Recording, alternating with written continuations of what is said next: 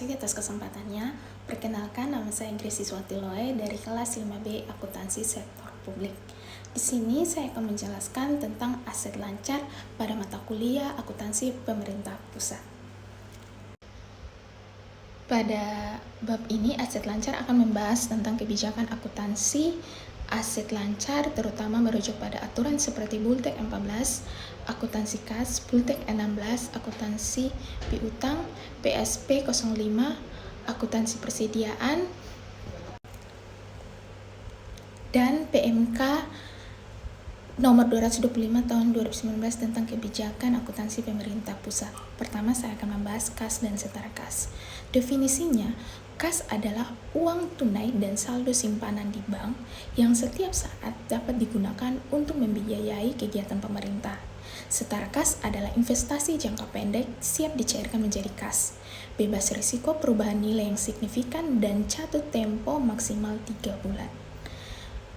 Contoh dari setara kas adalah deposito pemerintah 3 bulan. Kas yang dibatasi penggunaannya atau kas yang terikat pada kegiatan tertentu lebih dari 12 bulan tidak termaksud kas dan setara kas. Selanjutnya itu yaitu unit pengolahan kas dan setara kas.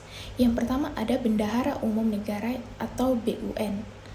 Kas dan setara kas yang dikelola oleh BUN terdiri atas kas pada RKUN dan sub RKUN di Bank Sentral, kas pada rekening pemerintah lainnya, kas pada rekening bank persepsi dan bank operasional dan rekening khusus pemerintah.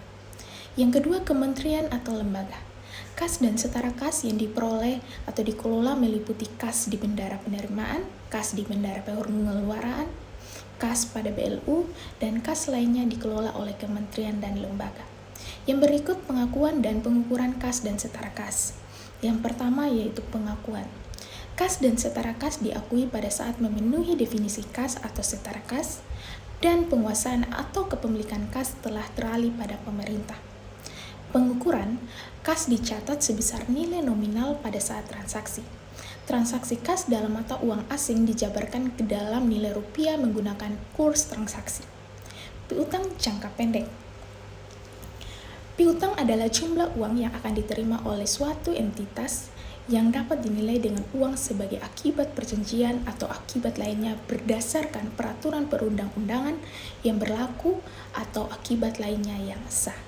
Jenis piutang, piutang pajak, yaitu pendapatan pajak pusat, piutang pajak DJP, dan DJBC.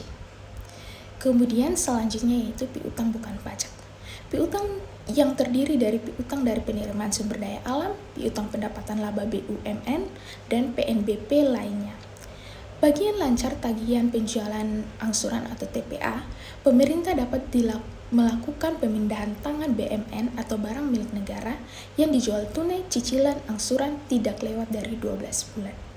Yang berikut pengakuan dan pengukuran piutang jangka pendek. Pengakuan piutang jangka pendek diakui saat timbul hak tagih, antara lain karena adanya tunggakan, pungutan pendapatan, perikatan, transfer antar pemerintahan, dan kerugian negara yang belum dilunasi sampai dengan tanggal pelaporan. Pengukuran, piutang pajak diukur dengan nilai nominal, piutang bukan pajak diukur dengan nilai nominal, bagian lancar TPA diukur dengan nilai TPA yang akan jatuh tempo. Persediaan. Definisi, persediaan adalah aset lancar dalam bentuk barang atau perlengkapan yang dimaksudkan untuk mendukung kegiatan operasional pemerintah dan barang-barang yang dimaksud untuk dijual atau diserahkan dalam rangka pelayanan kepada masyarakat. Pengakuan, persediaan diakui pada saat potensi manfaat ekonomi masa depan diperoleh dan mempunyai nilai atau biaya yang dapat diukur dengan andal, atau diterima dari hak kepemilikan dan kepenguasaan yang berpindah. Pengukuran, persediaan diukur dengan menggunakan biaya perolehan apabila diperoleh dengan pembelian, harga pokok produksi apabila diperoleh dengan memproduksi sendiri, dan nilai wajar apabila diperoleh dengan cara lainnya seperti donasi atau rampasan. Investasi jangka pendek Definisinya, investasi jangka pendek adalah investasi yang dapat segera dicairkan dan dimaksudkan untuk dimiliki selama lebih dari 3 bulan sampai dengan 12 bulan. Jenisnya yaitu yang pertama deposito berjangka, SUN jangka pendek, SBI, saham, dan reksadana. Pengakuan, pengeluaran kas dan aset penerimaan hibah dalam bentuk investasi dan perubahan utang menjadi investasi dapat diakui sebagai investasi jangka pendek. Pengukuran, investasi jangka pendek diukur dengan biaya perolehan atau nilai wajar. Sekian dari penjelasan saya mengenai aset lancar. Terima kasih.